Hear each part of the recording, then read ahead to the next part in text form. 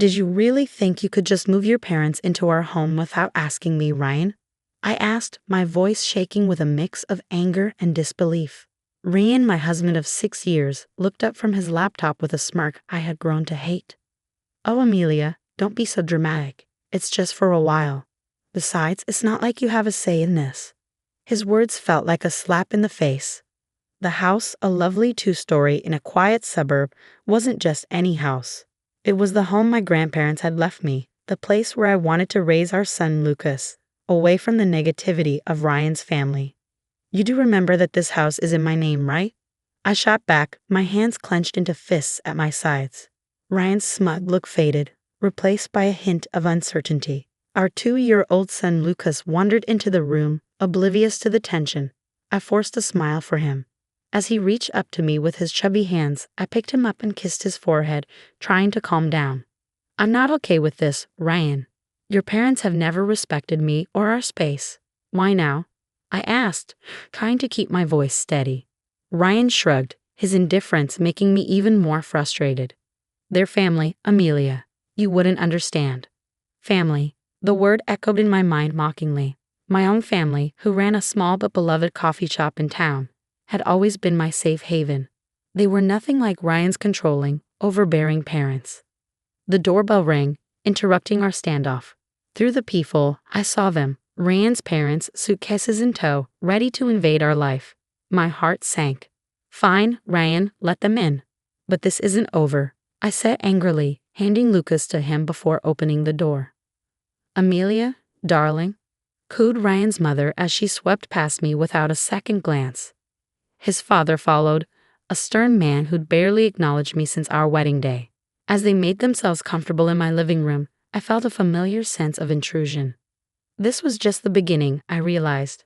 But as I watched them, something inside me changed.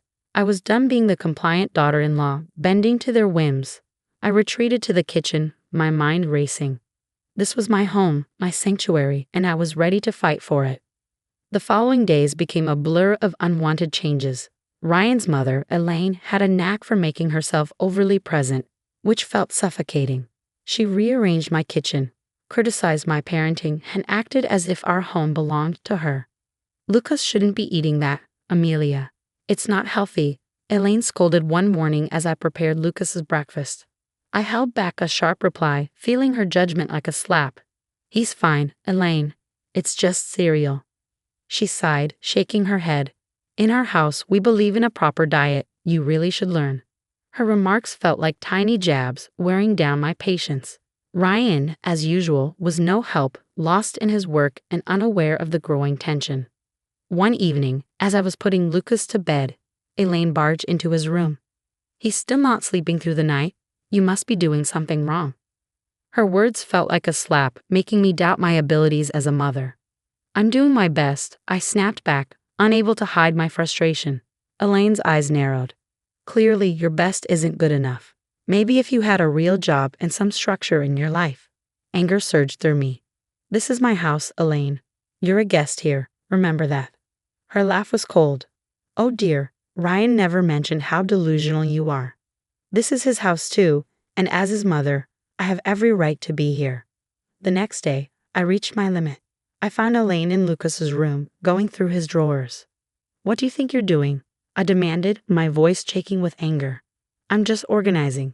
This room is a mess, she replied, not even bothering to look at me. That's it. I want you out of my house now, I exclaimed, feeling a mix of fury and desperation. Elaine turned to face me, her expression one of mock surprise. Your house? Oh, sweetie, you're just the wife. This is Ryan's house too, and he wants us here. I stormed out of the room, my mind swirling with thoughts, Ryan's betrayal, Elaine's intrusion, and how they ignored my feelings. It was too much. I was tired of being pushed around, tired of my home being invaded by people who didn't respect me. That night, as I lay in bed, a plan started forming in my mind.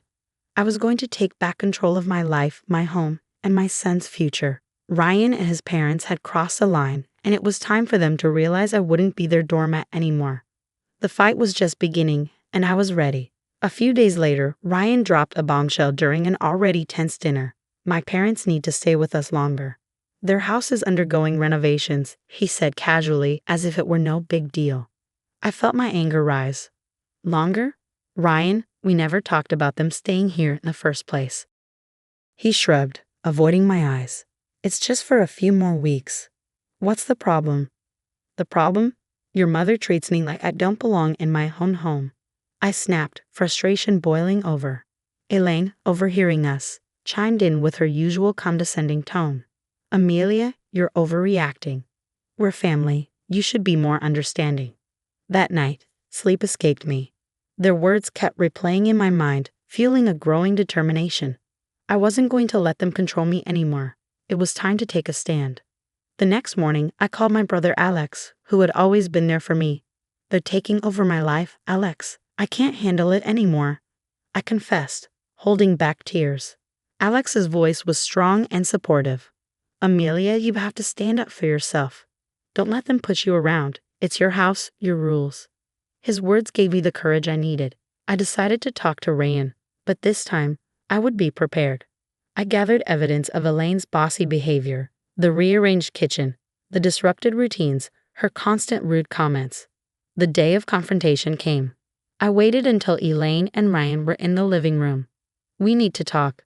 Now, I declared, my voice steady despite the turmoil inside me. Ryan looked up, taken aback by my tone. What's going on, Amelia? It's about your parents, Ryan. Their constant interference, their disrespect for my boundaries. It stops today, I declared, holding up my list of complaints. Elaine scoffed.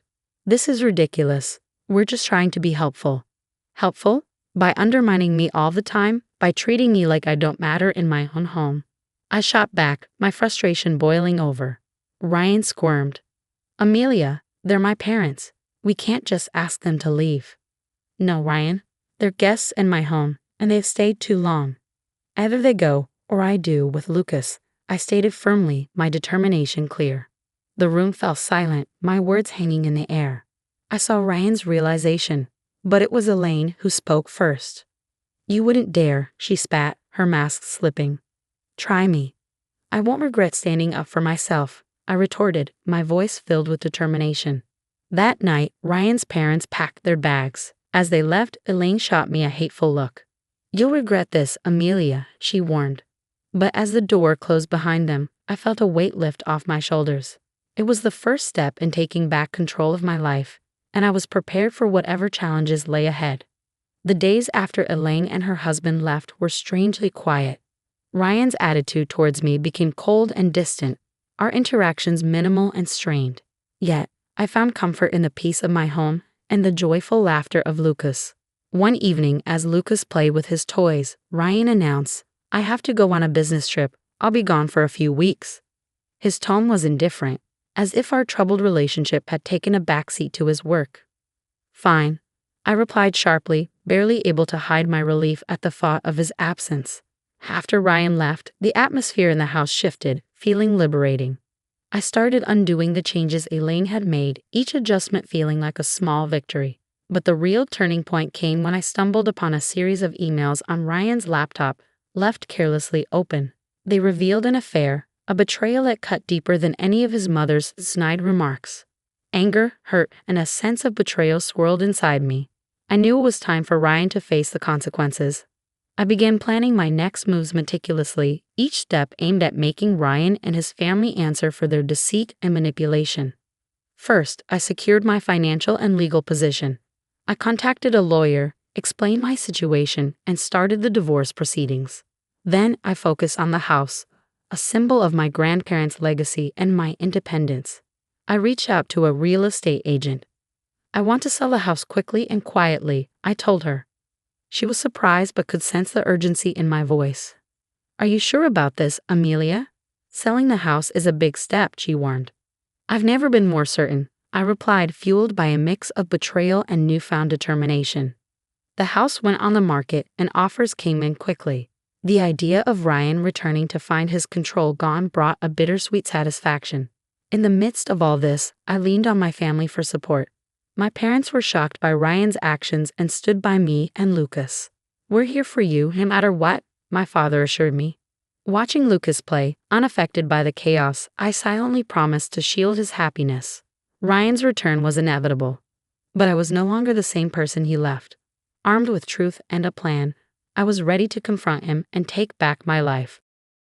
The day Ryan returned was heavy with tension. I had played out this moment in my head countless times, imagining every possible scenario. Yet my heart raced as I heard his key turn in the lock. "Amelia, I'm back," Ryan called out, his voice filling the now unfamiliar space. I stepped out from the kitchen, my stance firm. "Welcome home, Ryan. We need to talk." He glanced around, noticing the changes I'd made. "What's going on? The house looks different." I didn't falter. "I sold the house, Ryan. It's no longer ours." Disbelief washed over his face. "You did what? You can't just sell our house without telling me." "It's my house, Ryan. And after what I found out, I don't think you get a say anymore," I said, my voice steady but tinged with simmering anger. He scoffed, trying to regain control. "What are you talking about?" "The affair, Ryan. I know everything," I revealed, watching as his facade crumbled. His attempt to deny it was feeble and short-lived. "Amelia, it's not what you think." "I think it's exactly what it looks like. You betrayed me, our family," I retorted, the hurt clear in my voice. Ryan's expression shifted from shock to anger. "You're overreacting. We can fix this." "There's no we anymore, Ryan. I filed for divorce," I declared, handing him the papers. The ensuing conversation was a blur of accusations and denials. But I stood my ground. The man I married was gone, replaced by a stranger driven by selfish desires. As he stormed out, vowing to contest the divorce, I felt a mix of freedom and apprehension. I had taken the first step toward a new life, but the fight was far from over. In the following weeks, our situation became public. Ryan's once imposing parents were now entangled in their son's mess. Their attempts to reach out were met with silence. I had cut ties with them, focusing solely on Lucas and finalizing the divorce. The day of the court hearing arrived. Ryan looked defeated, the consequences of his actions finally sinking in. As the judge granted the divorce and custody of Lucas to me, I felt a sense of justice. Ryan's plea for reconciliation after the hearing fell on deaf ears. "You made your choice, Ryan. Now you have to live with it," I said, turning away from him for the last time. News of our divorce and Ryan's affair spread, tarnishing his reputation and relationships. His once proud and judgmental parents found themselves shunned by those who had once respected them. Walking out of the courthouse holding Lucas's hand, I realized this wasn't just an end, but a new beginning, a chance for me and my son to start fresh, free from deceit and manipulation. The future was uncertain, but it was ours to shape. Life after the divorce felt like stepping out of a long, dark tunnel into the light. I had regained control not just of the house, now sold, but of my life. Lucas, unaware of the grown-up troubles, flourished in the love and stability I provided. My days were busy but fulfilling, focused on rebuilding our lives and running the coffee shop, my sanctuary. The shadow of Ryan and his parents lingered, casting a pall over my life. One day, as I was closing the shop, Ryan appeared, looking disheveled and desperate, a stark contrast to the composed man I had once known. "Amelia, please, I need to talk to you," he pleaded, his eyes searching mine for a glimmer of the compassion we once shared. I hesitated, torn by conflicting emotions. "What do you want, Ryan?" "It's about the alimony and child support," he began, his voice filled with embarrassment. "I can't afford it. I lost my job because of the scandal. And my parents? They're struggling too." His words hit me like a cold shock. "That's not my problem, Ryan. You made your choices and now you have to face the consequences." "But Amelia, I have nothing left. Please, for old time's sake," he begged, his voice breaking with despair. I felt a pang of pity, but it was quickly overtaken by the memory of his betrayal. "Old time's sake. Those times are gone, Ryan. You should have thought about the consequences before you cheated and lied." I turned to leave, but his next words stopped me in my tracks. "I'm sorry, Amelia. Truly, I am. I was a fool and I ruined everything. Please help me." For a moment, I glimpsed the man I once loved, vulnerable and regretful. But the pain he had caused was too deep, the betrayal too raw. "I'm sorry, Ryan, but I can't help you. You need to figure this out on your own," I said firmly, closing the chapter of our shared past for good. As I walked away, leaving Ryan standing alone, I felt a sense of closure. The journey had been painful, filled with betrayal and heartache, but it had led me to a place of strength and independence. Life moved on. Lucas grew, his laughter and curiosity bringing joy to our home. The coffee shop thrived, becoming a place of warmth and community. And as for me, I found contentment in simple pleasures: the aroma of fresh coffee, the sound of Lucas's giggles, and the support of loved ones. Rain and his parents became distant memories, their legacy a reminder of the consequences of betrayal. My journey taught me resilience and the importance of standing up for oneself. As I locked the shop that evening, I looked up at the sky, its hues signaling the end of another day. I smiled, holding Lucas's hand tightly. Our future was uncertain, but it was bright. We were moving forward, step by step, into a new chapter of our lives.